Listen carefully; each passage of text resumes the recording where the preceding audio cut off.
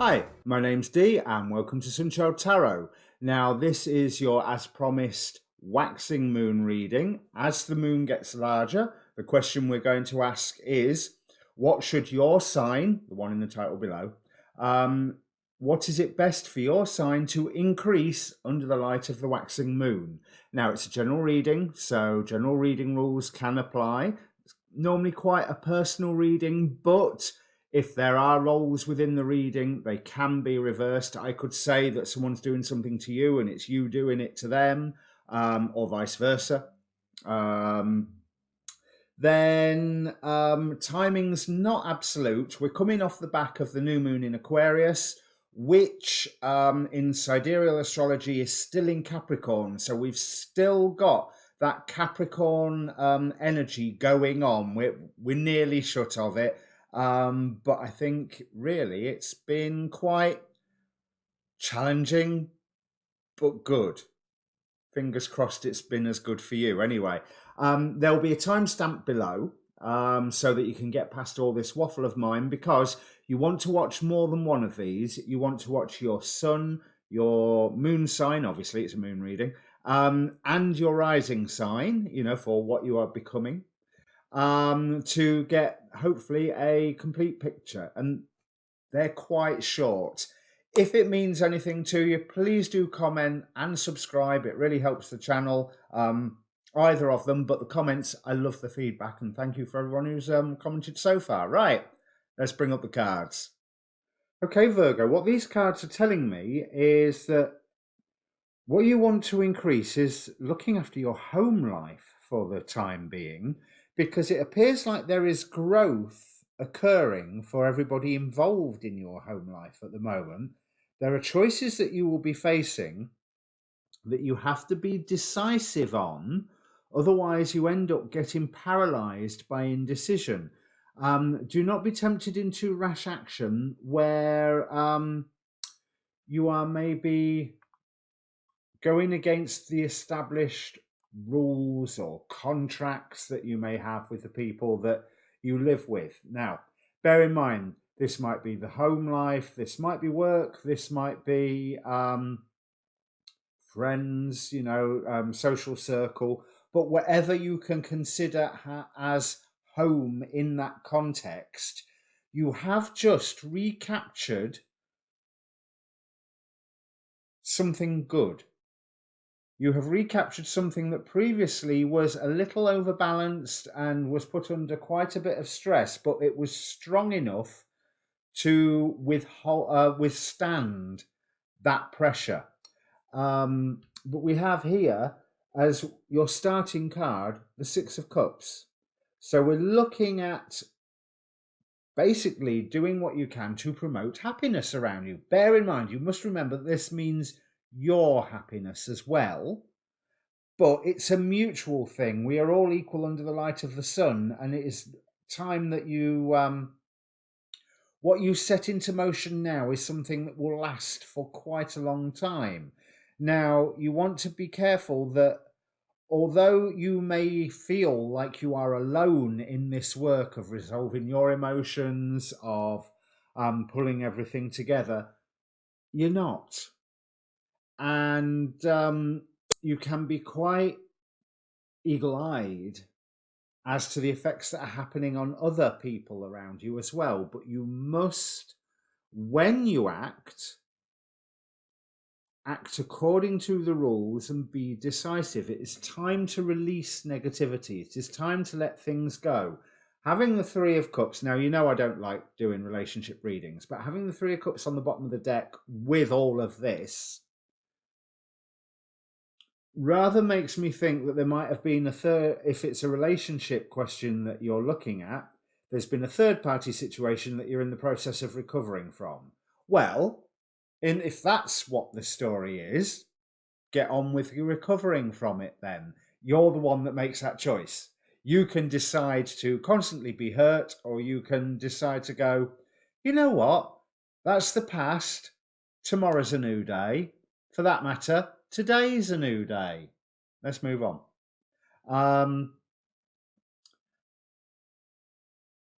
But what is being called for you focus, time to release negativity, and to recognize the growth that is around you. Now, out of the Angelarium, 3 cards popped out. The Angel of Verdancy, the Kingdom, i.e. the real world, the physical world, your day-to-day life, and Fanuel, the Angel of Truth. So, with this Sun card and the good old phrase, sunshine is the best disinfectant, it is a matter of looking at the truths that are around you and coming to terms with them, because you make that effort will be reflected for you. You don't have to. With this Queen of Cups, she seems a little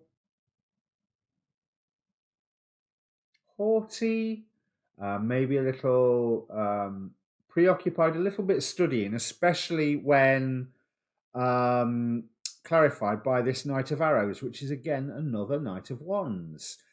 You have to use your focus with releasing negativity, with using truth, to aim your actions correctly. You don't want to end up trapped due to indecision. Whatever decision you are coming to regarding this, whatever it is, stick with it. No umming and ahhing, just go, right, this is where I'm going to go, and this is how I see my picture of physical, mental, spiritual health after this, once I have done this.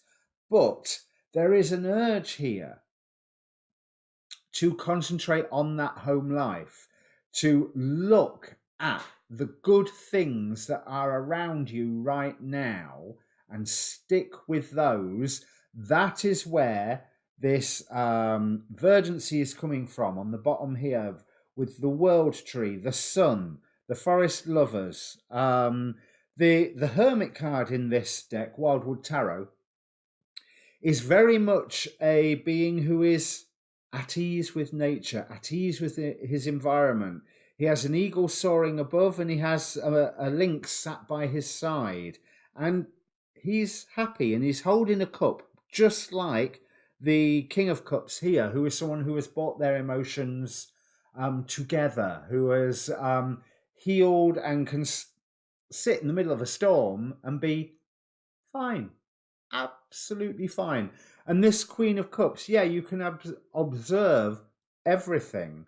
But with this divine pairing here, do not take they're both nursing a similar cup. Do not take your eye off the prize. You know what your goal is. Focus on it, and do not be paralyzed by indecision. Take the path that just releases the negativity. So, with the Six of Cups nostalgia element, don't worry about the nostalgia. Worry about the good things that you are preserving, because your home, whether it's job, social circle, whatever, your spiritual home, however this is resonating for you, withstood what's occurred. It has stood firm. It is fine. So I think what this is saying is everything is fine. Notice that everything is fine, and bring your feelings in line with the reality of the situation, that actually everything is fine. There is a lot of promise here.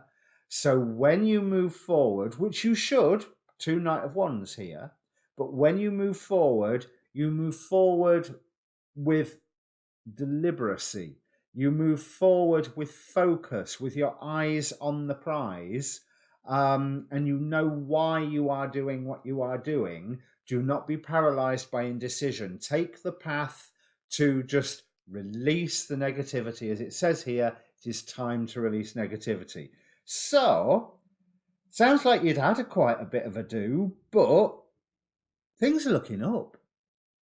Yeah, things are looking up for you, Virgo. So, if this means anything to you, and if you want to actually disclose that it means something to you, because it could be quite personal, this, but please do comment down below. All feedback is always welcomed, and it makes me know that what I'm doing is worth doing. Um, in the meantime, let me see. This is your waxing moon, so your next reading will be your full moon, God's in play. But to be honest, your monthlies will come out before then. Keep an eye open also for my eclipse effect reading. That's a 6-month window from the eclipse energies. So I plan to do a series of 6 for each sign that look at the effect of that eclipse, because upstairs, so to speak, has told me how to do it. So